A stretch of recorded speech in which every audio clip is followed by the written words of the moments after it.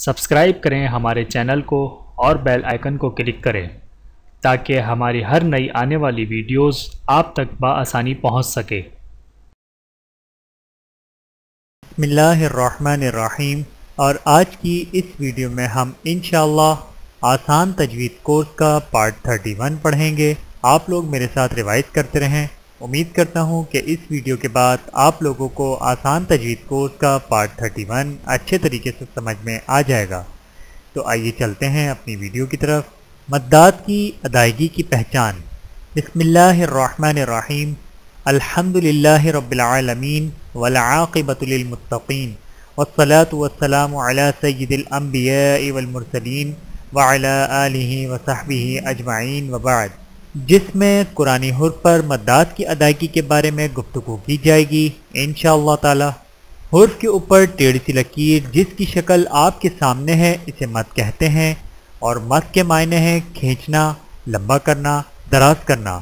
اور مدات دو طرح کی ہیں، نمبر 1 چھوٹی مد، نمبر 2 بڑی مد۔ آپ پڑھ چکے ہیں کہ کھڑی حرکات والے حرف اور حرف مدہ کو تھوڑا سا کھینچ کر پڑھا جاتا ہے، جیسے با کھڑا زبر با، با الف زبر با، با کھڑی زیر بی، با یا زیر بی، با الٹا پیش بو، با واو پیش بو۔ اور اس مد کو مد اصلی کہتے ہیں۔ اور آئیے زیادہ کھینچ کر پڑھی جانے والی مدوں کو بھی یاد کر لیں، اور وہ 4 قسم کی ہیں۔ نمبر 1 مد لازم، اور یہ اس مد کو کہتے ہیں جہاں بڑی مد والے حرف کے بعد جزم یا شد والا حرف ہو۔ اس کو 3 گنا کھینچ کر پڑھا جاتا ہے، جیسے آل، آنا، دابتن۔ آئیے مشق کیجئے۔ مد والے حرف کے بعد جزم یا شد والا حرف ہو تو 3 گنا کھینچ کر پڑھیں۔ آل، آنا، آل، آنا، دابتن،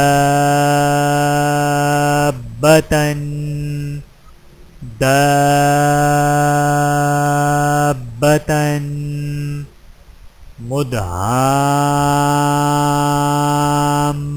مدھامتانی،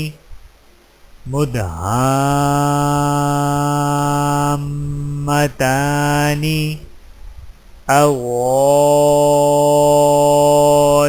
اغنین،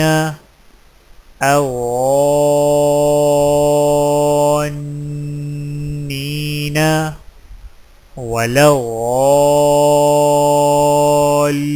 ولغالین،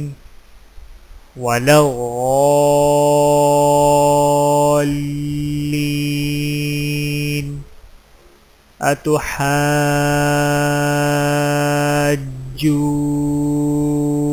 اتحاجونی،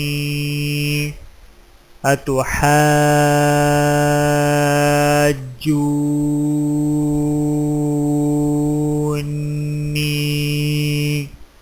نمبر 2 مد واجب، اور یہ اس مد کو کہتے ہیں جہاں بڑی مد والے حرف کے بعد حمزہ ہو۔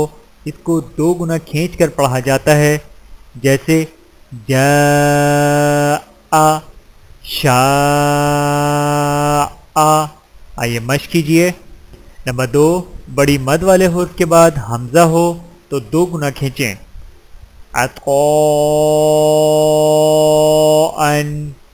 عطاءً، غثاءً،